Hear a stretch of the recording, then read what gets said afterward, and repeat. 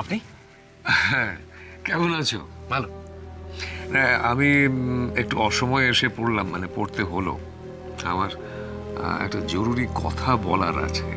আসুন না, বসুন। হ্যাঁ, থ্যাংক ইউ। চা কফি কিছু বলবো?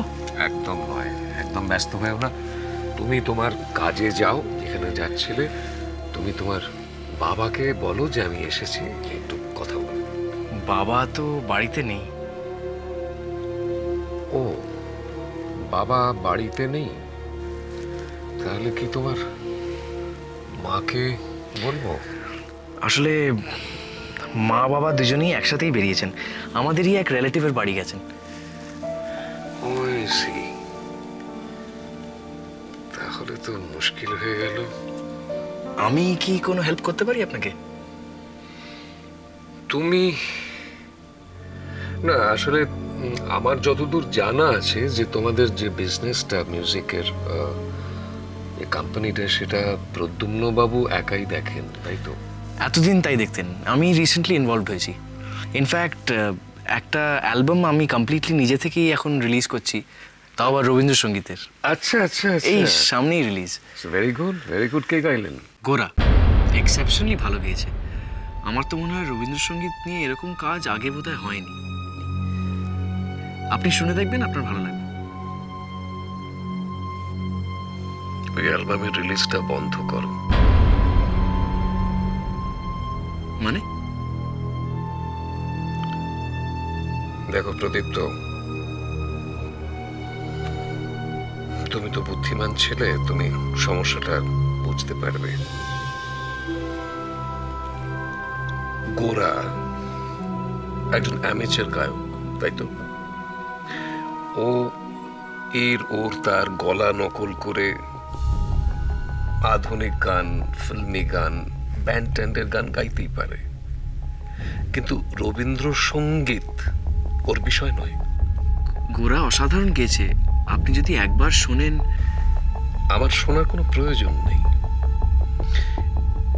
গোরা ও নিজের মতো করে রবীন্দ্রনাথের গান গায়, ওর কোনো ট্রেনিং রবীন্দ্রনাথের গানে নেই। তাতে কি হয়েছে?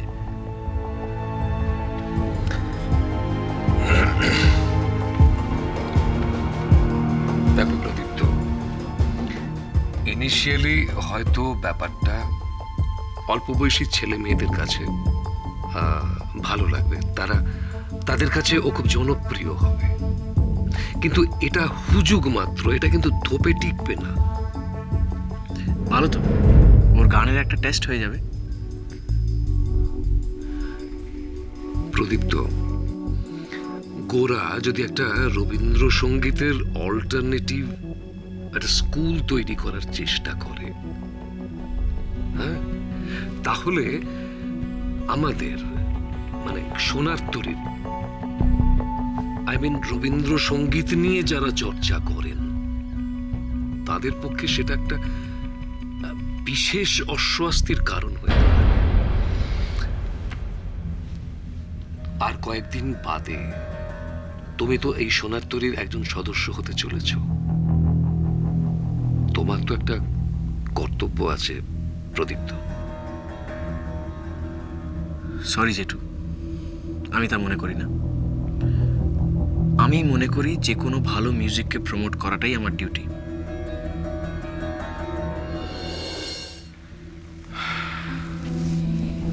গোরার মিউজিককে তুমি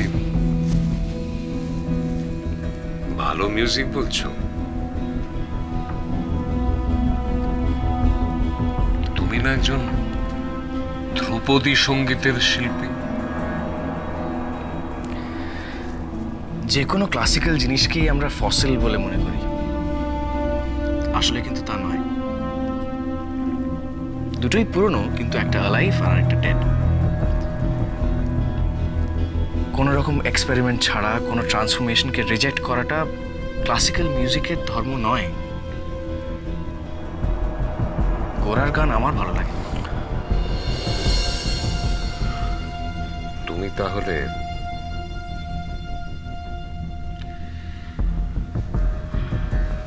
আমি এক্সট্রিমলি সরি।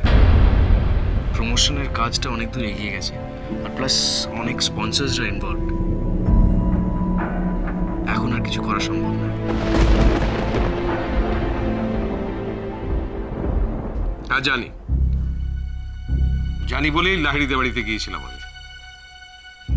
শোনো, এই সমস্ত কাজগুলো না আমার একেবারে অপছন্দ, আমার রুচিতে বাধে না। সিডিটা ওরা রিলিজ করবেই। আর না না না না না না না, ও তোমার ওই পলিটিক্যাল ইনফ্লুয়েন্স এক্সপ্লোর করা আমার কম্য নয়। তুমি ওখান থেকে যা বলার ফোনে বলে দাও। কি বলবে মানে? একটা উচিত শিক্ষা দিতে হবে। আর সিডিটা ওরা রিলিজ করবেই, তার কারণ একটা একটা সস্তার পপুলারিটি তো পেয়েছে ছেলেটা, সেটা তো অস্বীকার করার উপায় নেই। মনে বললে হবে না, আমাকে যেতে হবে। শোনো, তোমার ওই মন্ত্রী শান্ত্রীদের আমার জানা আছে খুব ভালো করে, খুব ভালো করে জানা আছে। ঠিক আছে, অন্তত তাহলে বলে রেখো ফোনে। হ্যাঁ, আর ওই ছেলেটার কোনো পদবি আছে? গোরার কি? গোরার কোনো পদবি আছে, টাইটেল আছে? ও, বিরক্তিকর ব্যাপার, সত্যি বিরক্তিকর, ভালো লাগছে না আমার। ঠিক আছে, আমি রাখুন, দেখছি।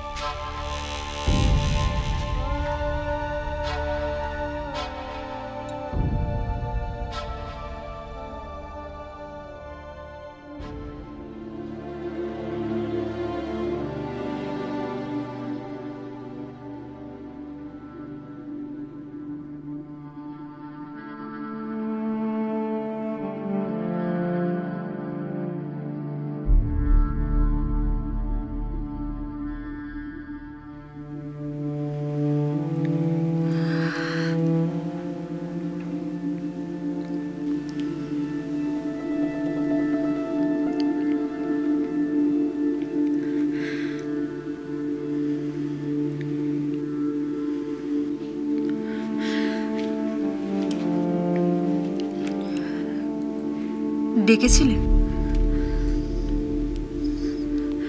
আয় বস।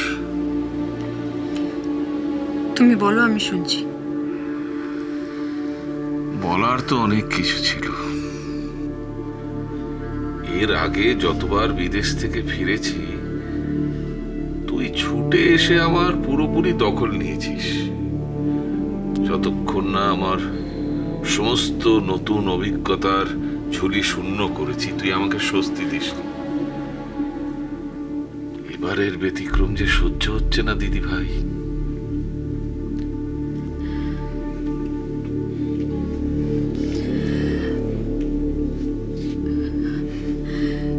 সবকিছু চিরকাল একই রকম থাকবে এমন তো কোনো কথা নেই। গল্প শুনবি না তাহলে? তুমি হয়তো ভুলে গেছো, আমি বড় হয়ে গেছি। বেশ, তাহলে বড়দের মতো কাজের কথা দিয়ে শুরু করা যাক। আমি যে কাজটা অর্ধ সমাপ্ত রেখে ফিরে এলাম সেই কাজটা তো এখন আবার নতুন উদ্যোগ নিয়ে শুরু করতে হয়। আমি যখন ফিরে এসেছি তখন আর আপত্তির কোনো কারণ থাকতে পারে না। এবার তারিখটা তাহলে? আমার আপত্তি আছে ঠাকুরদা, এই বিয়েটা হচ্ছে না।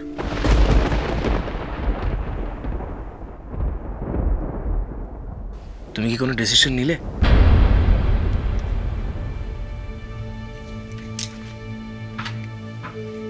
কিসের ডিসিশন?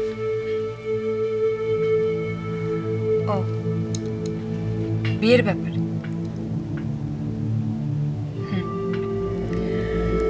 নিয়েছি তো। গানিরো